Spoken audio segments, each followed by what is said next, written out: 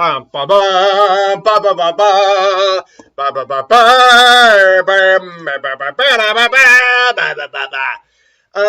DC Super Pets. Look, there's little I can say about this movie other than, look, hey, it is the Super Pets. It's not supposed to be taken seriously. If you can get the idea of talking pets, Dwayne "The Rock" Johnson, Kevin Hart, then you'll have a good time. That's basically, if you can get behind the premise of the movie, you'll have a good time. Honestly, no joke, I actually had a lot of fun with this movie. I thought it was well done. Not anything amazing, but it is exactly what it is. It's well done. It's basically, the premise is as such. Crypto is Superman's dog. He's feeling, like Superman's moving on without him, not understanding the real relationship of humans, really. Thinking that Lois is just going to replace him as Superman's best friend. And through a circumstance, he loses his abilities and needs the help of these pets who got their abilities. And the villainous Lulu, the hairless guinea pig of Lex Luthor, is there to take over the world, basically, in his stead. And that's the general plot. And look, first and foremost, it's well animated. It's a nice looking film. It's very bright. It's very colorful. It's not realistic in terms of like human proportions or anything, but it's really not supposed to be. The animals look good. It does lends itself for a lot of comedic comedy.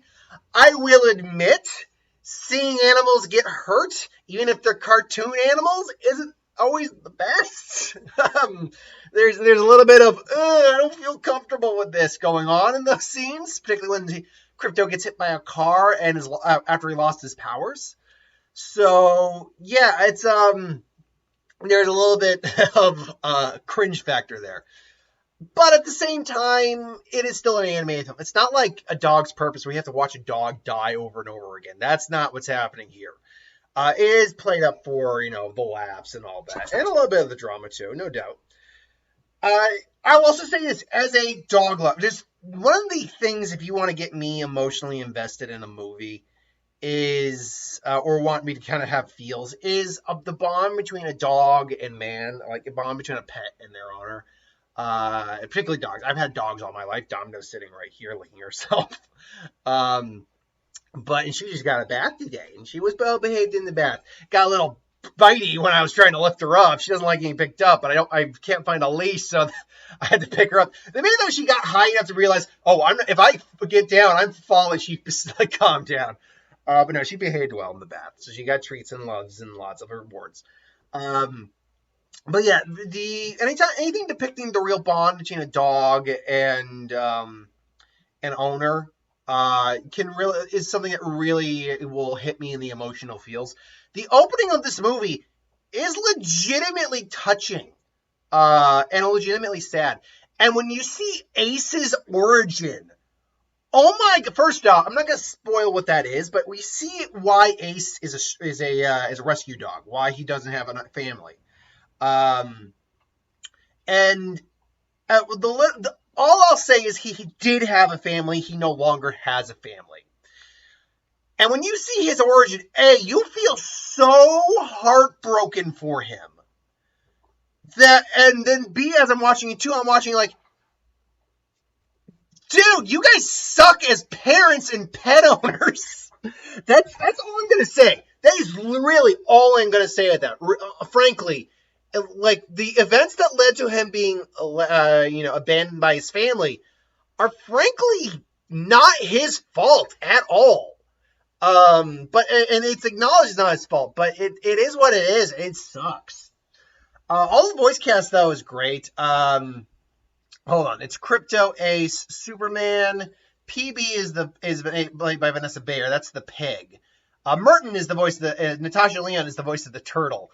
I love Merton. There's a big running joke with Merton that she swears, but they actually bleep it in the movie. And it's hilarious. You think that would not work, but it's actually hilarious. The idea she's super fast but can't see. They all have powers, and it's actually really fun to watch. Like the fight sequences are legitimately fun. I had a lot of fun watching Batman take on a bunch of superpowered guinea pigs. Is hilarious and kind of cool at the same time. The Justice League are also prevalent in the movie. They're not like the main characters or anything. Superman obviously is the main Justice League character, who's obviously because Krypto's his dog in the lead. But they are there and they play a factor in the movie and the ultimate post-credit scene, or not post-credit scene, but ultimate epilogue of the film. It's very bright. There's a couple actually really, like, Krypto looks legitimately badass in one or two shots. There's a scene in the final fight where he gets hit and thrown into a building, gets hit by a giant ball. Lulu, by the way, the guinea pig, gains telekinetic abilities. So she fires like a giant metal ball condensed at him to like hit him and bury him.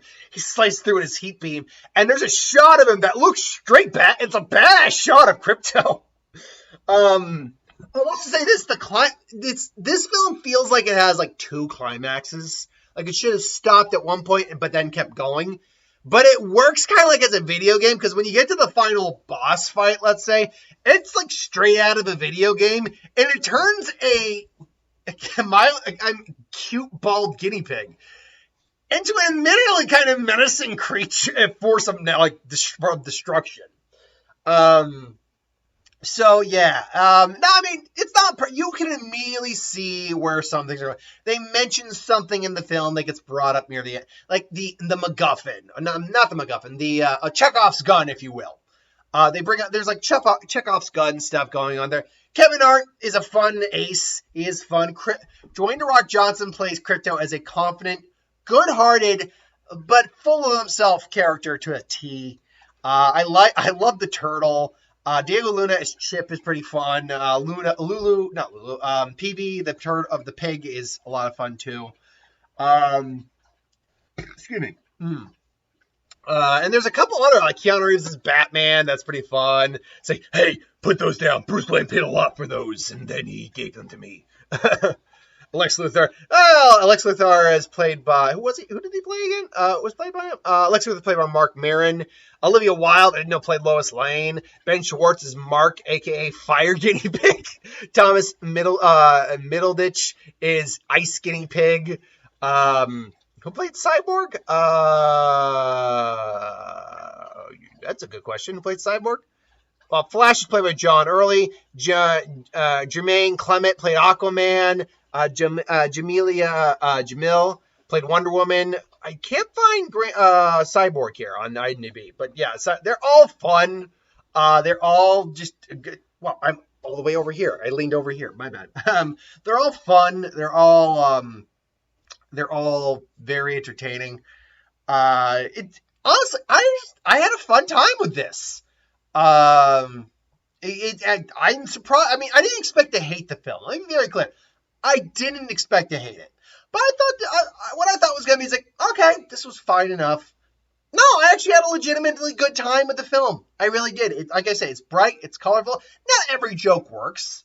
But honestly, the people in the theater, there wasn't a lot of us, but they got a good laugh out of this, definitely. I heard them laughing quite a bit. So yeah, they had a excellent time, or they had a fun time. I had a fun time. It's a fun movie, and the kids, kids are gonna like this, especially with the bleeping of the swears, because kids aren't stupid. Kids know what swear words are. But the fact that they bleep it, I think the kids, at least most kids do. I think that they are going to. I think they are going to very much have a good time with this film. Oh, by the way, and there's a cat in the film that is like the evil henchman of Lulu that is delightfully creepy because it's voiced by a child. So Mr. Whiskers, who can basically like fuck her, like cough up, make weapons out of her body. So you see her in the trailer, she got this like tail that fires out missiles. She can cough up grenade hairballs. She fires off like whiskers that fire like rockets. She's delightful because at one point it's like 1, 2 whiskers coming for you. I want to play. Like, and they do a couple dark things in this movie. For a moment, they give you the impression they may straight up kill a couple characters at one point.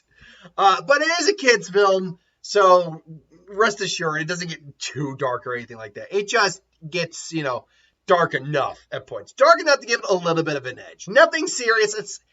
It's still I don't know if I'd go so far as to say this has earned the PG-13 rating or PG rating, sorry, because PG these days is I don't know. It's what G used to kind of be.